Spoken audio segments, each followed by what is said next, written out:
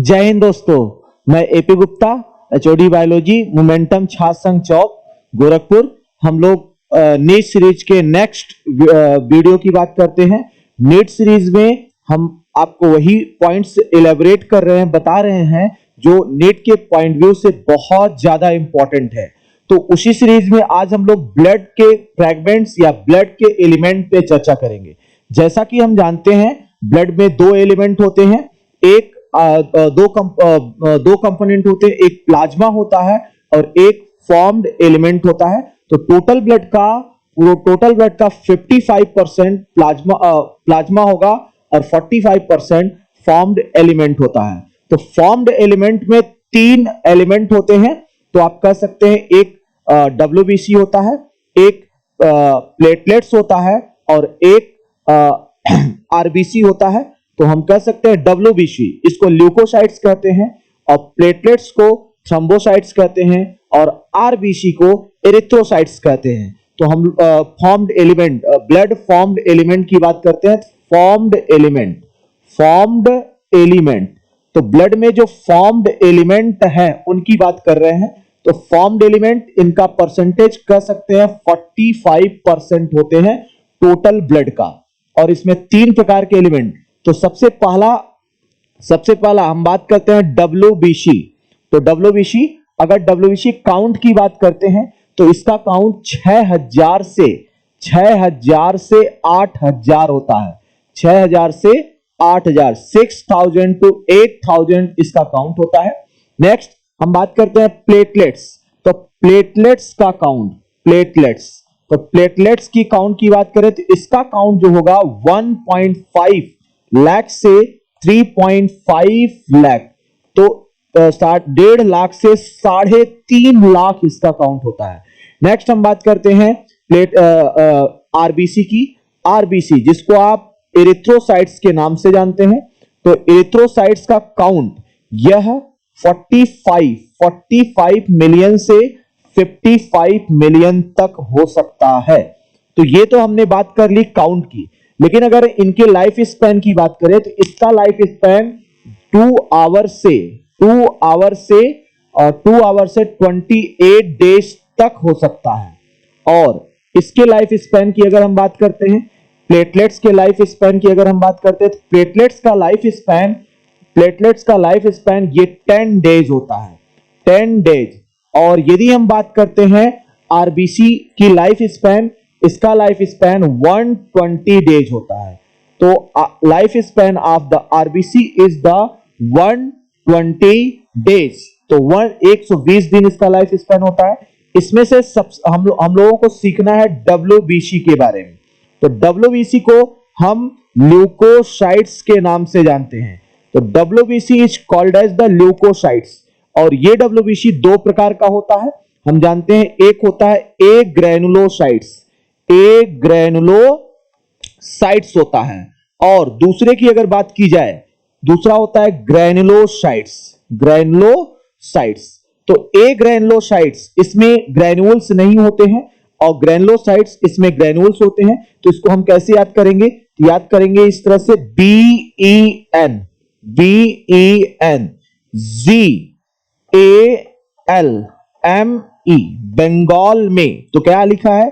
बंगाल में क्या चल रहा है? इलेक्शन चल रहा है। तो बंगाल में, तो BEN, G फॉर ग्रैनुलोसाइट्स और LM, ये दोनों ए ग्रैनुलोसाइट्स है। तो इस तरह से हम G को क्या कर सकते हैं? This is the granulocytes. तो ग्रैनुलोसाइट्स कौन है? BEN मतलब बेसोफिल, स्नोफिल, न्यूट्रोफिल्स। और ए का मतलब होता है ए ग्रैनुलोसाइट्स। तो ए ग्रैनुलोसाइट्स कौन होते हैं? तो ए ग्रैनुलोसाइट्स की अगर बात की जाए तो ये कौन होते हैं? L और M मतलब लिम्फोसाइट्स और मोनोसाइट। तो एक एक करके हम बात करते हैं। तो सबसे पहले हम बात करने जा रहे हैं बेसोफिल्स की। बेसोफिल्स की बात करते हैं। तो बेसोफिल्स, इस WBC की बात करें तो बेसोफिल, तो हम कह सकते हैं बेसोफिल्स जो होते हैं इनका परसेंटेज बहुत कम होता है। सबसे कम WBC में इन्हीं का परसेंटेज होता है। तो ये इंफ्लामेटरी रिस्पॉन्स देते हैं, ये इन्फ्लामेटरी रिस्पॉन्स देते हैं, इन्फ्लामेटरी रिस्पॉन्स।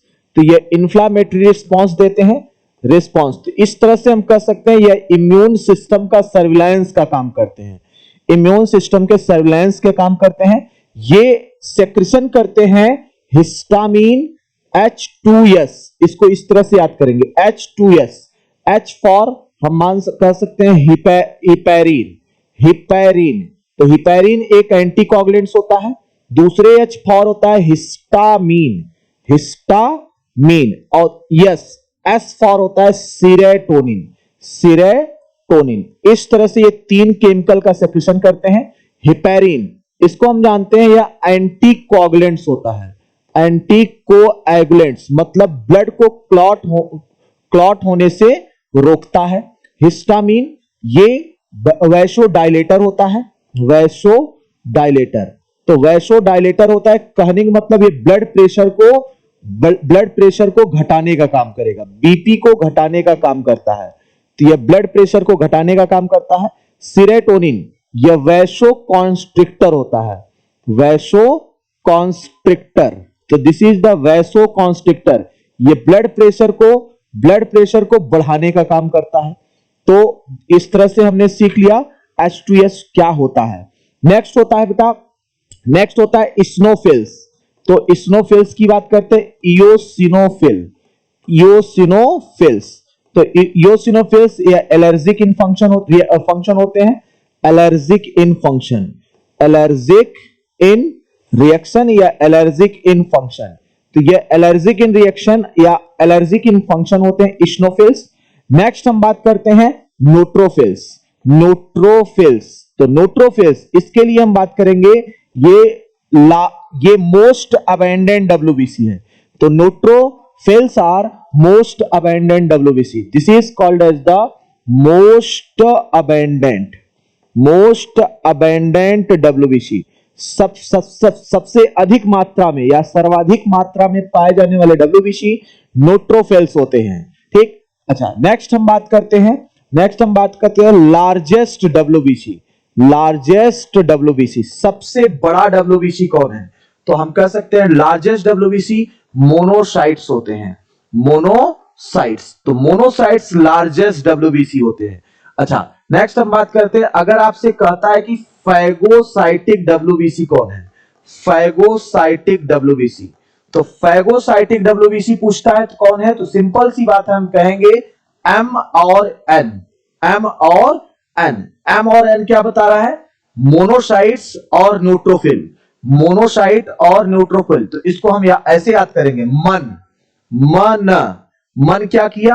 मन खाने को किया। तो ये दोनों ही फैगोसाइटिक नेचर के होंगे, कौन कौन से? मोनोसाइट और न्यूट्रोफिल्स। नेक्स्ट WBC होता है लिम्फोसाइट्स, नेक्स्ट होता है लिम्फोसाइट्स। तो लिम्फोसाइट्स की हम बात कर लेते हैं, लिम्फोसाइट्स। तो लिम्फोसाइट्स जो होते हैं ये डिफेंसिव इन फंक्शन होते हैं, डिफेंसिव। तो डिफेंसिव इन फंक्शन होते हैं, कहने का मतलब डिफेंस मैकेनिज्म में भाग लेते हैं। अच्छा अगर हम बात करें इस लिम्फोसाइट्स की बात करें, तो लिम्फोसाइट्स दो प्रकार के होते हैं। तो lymphocytes are of two types. तो लिम्फोसाइट्स दो प्रकार के होते हैं, लिम्फोसाइट्स। तो लिम्फोसाइट्स ये दो प्रकार के होते हैं, एक होता है बी लिम्फोसाइट, एक को कहेंगे बी लिम्फोसाइट, बी लिम्फोसाइट्स, और दूसरा होता है टी लिम्फोसाइट्स। तो दूसरा हमारे पास है टी लिम्फोसाइट्स। तो बी लिम्फोसाइट्स और टी लिम्फोसाइट्स ये दो प्रकार के हो गए। अच्छा अगर हम इस लिम्फोसाइट्स की बात करें, तो लिम्फोसाइट्स का फॉर्मेशन बोन मैरो में होता है, बोन मैरो। तो हमारे बॉडी के बोन मैरो में, तो हमारे बॉडी के बोन्स में बोन मैरो पाए जाते हैं, उसी बोन मैरो में इस लिम्फोसाइट्स का फॉर्मेशन होता है। मतलब बी लिम्फोसाइट और टी लिम्फोसाइट दोनों का ही फॉर्मेशन बोन मैरो में होता है। अच्छा अगर हम बात करते हैं बी लिम्फोसाइट, इसका मैच्योरेशन कहां होगा? तो these are mature in bone marrow, लेकिन टी लिम्फोसाइट का मैच्योरेशन बोन मैरो में नहीं होगा। तो सिंपली हम कह सकते हैं ये कहां मैच्योर होगा? तो these are mature in thymus, ये थाइमस में मैच्योर होता है, ये बोन मैरो में नहीं मैच्योर होता है। तो ये हमने सीखा लिम्फोसाइट्स के अबाउट। तो लिम्फोसाइट बोन मैरो में बनते हैं, बी और टी। बी बोन मैरो में ही मैच्योर होता है, लेकिन टी बोन मैरो में मैच्योर नहीं होता है।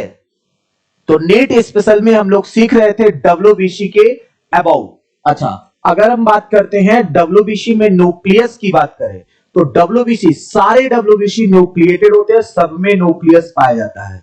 तो न्यूक्लियस कई तरह के हो सकते हैं, तो इसको यहां पे सीख लेते हैं। तो बाइलोब्ड न्यूक्लियस किस में होगा? तो सिंपल सी बात है। तो बाइलोब्ड न्यूक्लियस दो डब्ल्यूबीसी में होगा। एक होगा बेसोफिल होगा, और दूसरा होगा इस्नोफिल। तो इस्नोफिल और बेसोफिल में बाइलोब्ड न्यूक्लियस पाया जाता है। अच्छा, अगर हम बात करते हैं मल्टीलोब्ड, तो मल्टीलोब्ड न्यूक्लियस किसमें होगा? तो इसका आंसर होगा मल्टीलोब्ड न्यूक्लियस पाया जाता है न्यूट्रोफिल्स। तो न्यूट्रोफिल्स में मल्टीलोब्ड न्यूक्लियस होता है। अगर आपसे पूछ देता है किडनी शेप का न्यूक्लियस किसमें होगा, तो किडनी शेप का न्यूक्लियस किसमें होगा? तो इसका आंसर होगा, तो आप इसका आंसर देंगे मोनोसाइट्स। तो मोनोसाइट में न्यूक्लियस किडनी शेप का होता है। तो न्यूक्लियस की अगर हम बात करें, ऑल डब्ल्यूबीसी आर न्यूक्लिएटेड। तो बाइलोब न्यूक्लियस बेसोफिल और इस्नोफिल्स में होगा, मल्टीलोब न्यूक्लियस न्यूट्रोफिल्स में होगा, किडनी शेप न्यूक्लियस मोनोसाइट में होगा, और स्फेरिकल न्यूक्लियस यह लिम्फोसाइट्स में होगा। तो हम लोग नीट स्पेशल में सीख रहे थे डब्ल्यूबीसी। इसी तरह से नीट स्पेशल के नए सीरीज में हम एक नए कॉन्सेप्ट पे बात करेंगे। तब तक के लिए थैंक यू, टेक केयर, जय हिंद।